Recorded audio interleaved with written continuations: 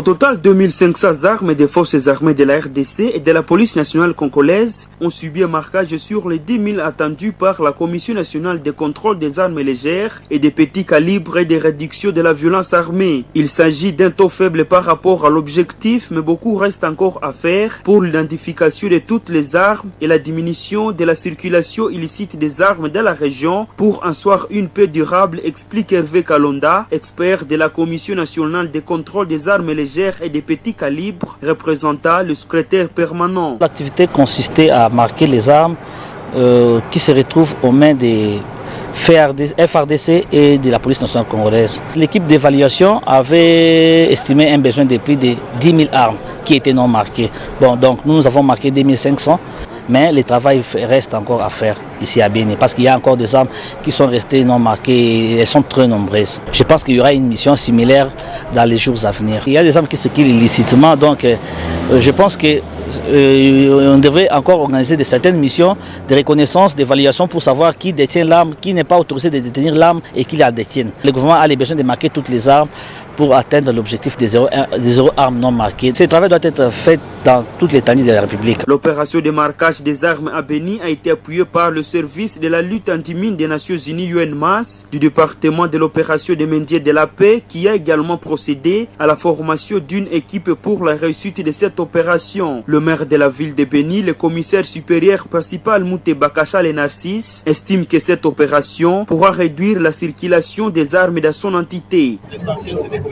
Nous avons beaucoup à faire et c'est comme ça que j'ai demandé à cette équipe qui était venue de Kinshasa de rentrer encore parce qu'il y a encore beaucoup de choses à faire. Ils n'ont que marqué une quantité pas signifiante mais importante.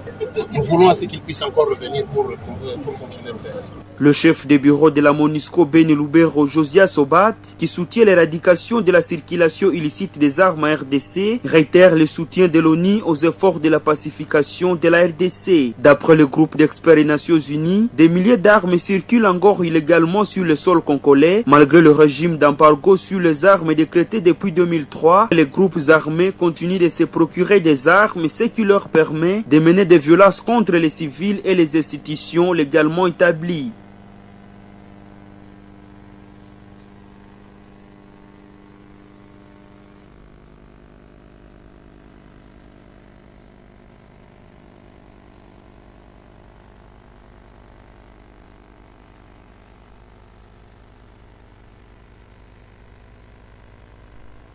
Benjamin, directeur de l'Institut Matengenezo, s'est réjoui de cette mission qui, pour lui, va aider les enfants à sortir de l'ignorance en matière des droits, en matière de leurs droits. Un reportage de Nelly Mwengisali.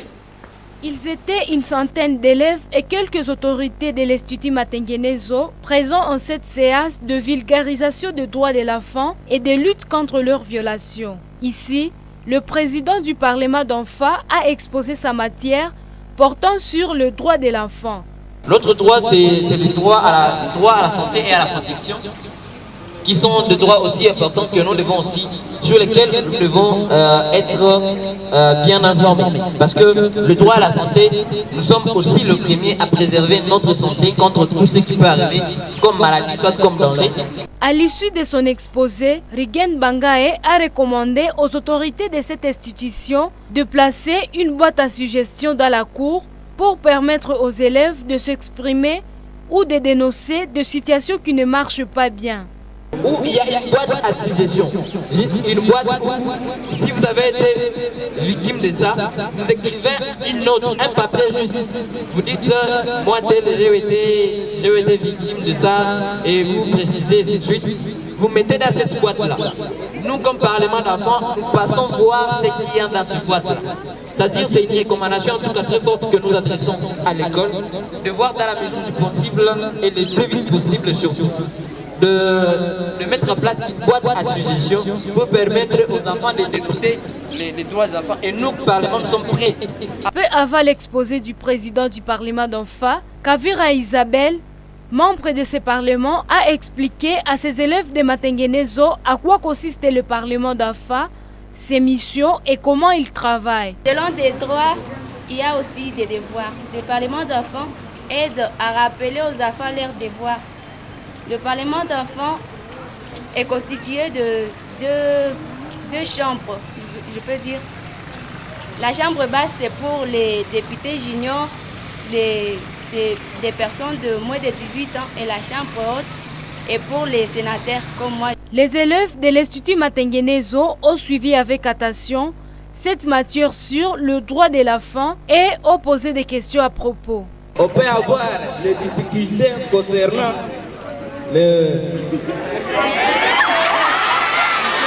Écoutez d'abord, concernant le droit de l'enfant, on peut courir pour avoir la justice.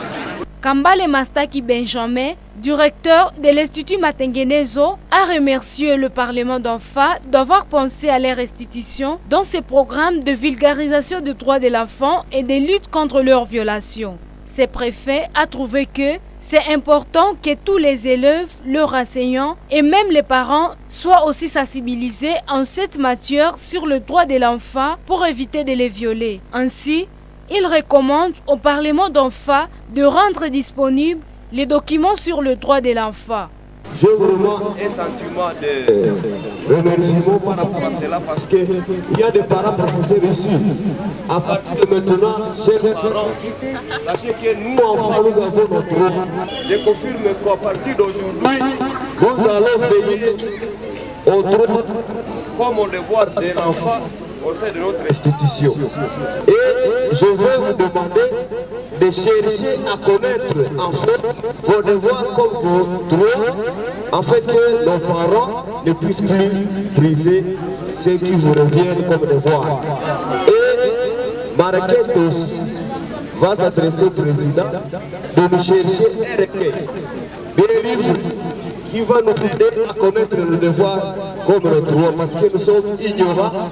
Cette campagne de vulgarisation des droits de l'enfant et de lutte contre leurs violations a été lancée officiellement lundi 27 mars 2023 à l'école primaire Matengenezo. Elle va continuer jusqu'à atteindre un bon nombre d'écoles primaires et secondaires de la ville de Butembo. La CENI vient d'accorder 15 jours pour rattraper les électeurs de l'ère opérationnelle 3 comprenant les provinces de l'Est du pays. La centrale de la commission électorale en a informé les députés de cette partie du pays ce vendredi 31 mars, une mesure qui vise à se rassurer que les populations des territoires meurtris, dont Beni, Rutshuru, Masisi, des endroits sous occupation des rebelles M23 ou encore ceux menacés des graves attaques terroristes, c'est s'enrôler toutes les caucus des députés de cette région saluent cette mesure et appellent la population à se hâter pour ce processus. Singoma Mwanza, représentant des députés du Nord Kivu, et dont cet extrait tiré de la RTNC. Dans le territoire de Beni, nous avons aussi l'activisme des groupes armés et même proche de la ville de Goma, dans le territoire de Nyiragongo, une partie est occupée. Donc ce sont des spécificités qui demandaient à ce que nous rassurions auprès de la CENI comment évolue ce processus. Au niveau bien sûr de nos bases, puisque nous sommes des représentants du peuple, nous recevons bien sûr les plaintes de nos électeurs qui bien sûr posent des questions sur les machines, les difficultés à accéder à certains centres d'enrôlement et certains monnayages qui doivent cesser. Toutefois, j'aimerais féliciter en tout cas la population du Nord Kivu à ce stade, qui, dans les parties qui sont accessibles, a quand même répondu à cet exercice civique pour pouvoir, bien sûr, participer aux échéances électorales de cette fin de l'année. Mbusa Nyamwisi a officiellement pris la commande du ministère de l'Intégration régionale. Les cérémonies y afférentes ont vécu le jeudi 30 mars. Ce retour aux affaires, après plusieurs années, ne sera pas facile, reconnaît le ministre. Mbusa Nyamwisi, dans ce premier mot, a promis poursuivre les travaux entrepris par son prédécesseur, mais aussi initier d'autres en faveur de la paix dans l'est du pays. Voici les ministres Mbusa Nyamwisi dans ce premier mot, après les cérémonies de remise et reprise vécues jeudi. On prend l'engagement de terminer les chantiers qui sont en cours de réalisation et d'en ouvrir d'autres qui contribueront à la pacification de notre région.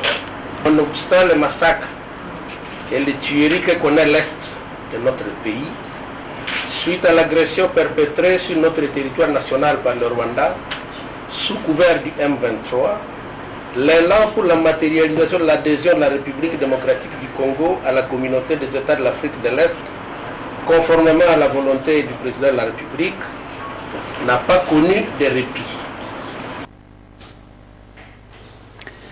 C'est jeudi 30 mars que les contingents UPDF ont traversé le poste frontalier de Bunagana dans le cadre de forces régionales de l'EAC en vue de son déploiement dans la zone sous contrôle du M23. Cela faisait au moins 3 jours que les troupes ougandaises étaient positionnées à Bunagana en attendant que les discussions entre l'EAC et les M23 aboutissent. Ces militaires ougandais ont été déployés dans les territoires de Rutshuru, notamment dans la cité stratégique de Bunagana, la cité de Kiwanja et aussi à Mabenga, avec pour objectif de superviser le retrait séquencé du M23, protéger les civils et ouvrir la route Bunagana-Goma. Suivez ce reportage de la force régionale. Après le déploiement du contingent burundais, voici un nouveau déploiement. Les troupes de la force de défense du peuple ougandais sont arrivées ce jeudi 30 mars 2023 à Bunagana et ont été reçues par le commandant de la force régionale de la communauté de l'Afrique de l'Est, le général-major Jeff Nyaga, accompagné de son adjoint chargé des opérations et renseignements, le général de brigade Kaputa Kasenga Emmanuel et du chef d'état-major de la force régionale, le général de brigade Michael Kibouye, ainsi que d'autres officiers de la force régionale. Le général Nyaga a rappelé au contingent ougandais leur mission suivant les recommandations des chefs des forces de défense de la communauté de l'Afrique de l'Est. Il a, par la même occasion, réconforté la population de Bunagana en ces termes.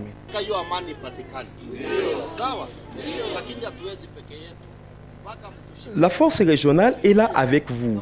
Ma présence en ces lieux se justifie pour accueillir les contingents ougandais qui sont venus se joindre à la force régionale après celui du contingent kenyan et du contingent burundais dans un seul objectif de ramener la paix avec l'aide de tout le monde, car seule la force régionale de la communauté de l'Afrique de l'Est ne saura pas. Je vous rassure, la sécurisation sur l'axe Bunagana-Rutshuru et Rutshuru-Goma.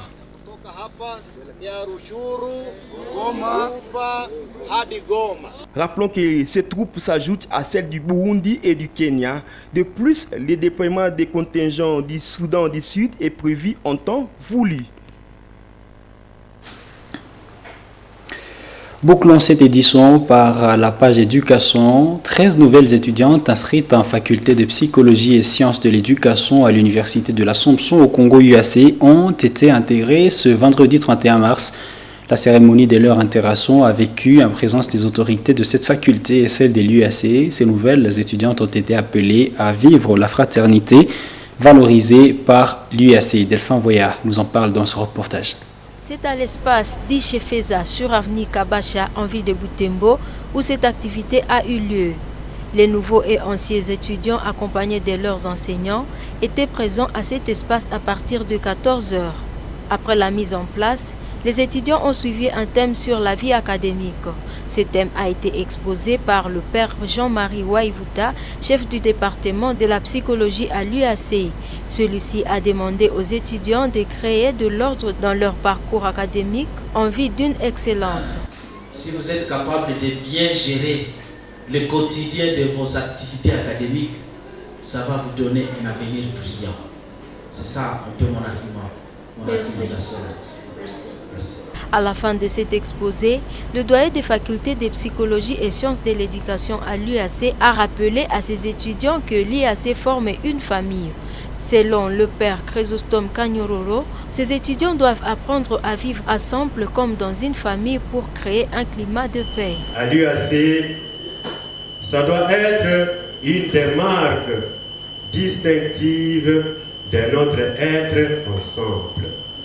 Être ensemble comme famille, comme fils, fille d'une même famille.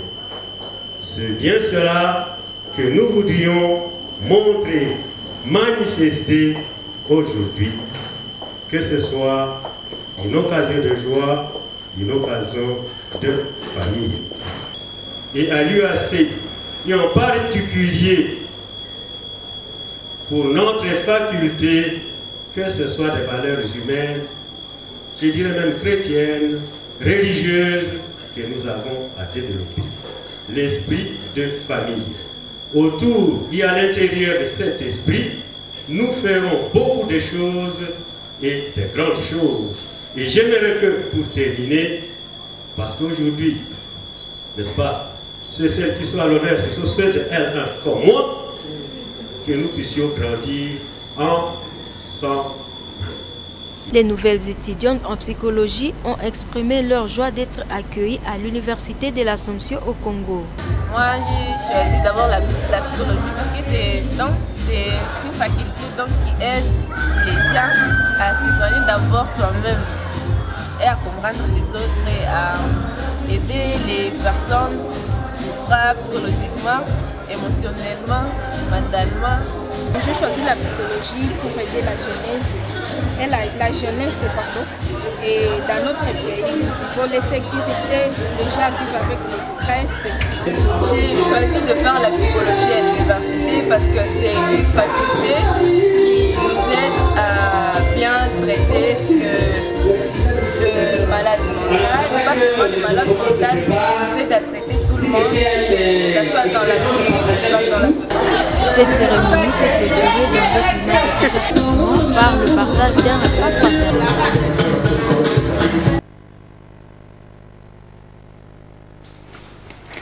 Croyante Viamba dans ce reportage des Delphins Voya. Mesdames, Messieurs, c'est donc par ce reportage que nous mettons point final à cette édition Journal sur Moto TV.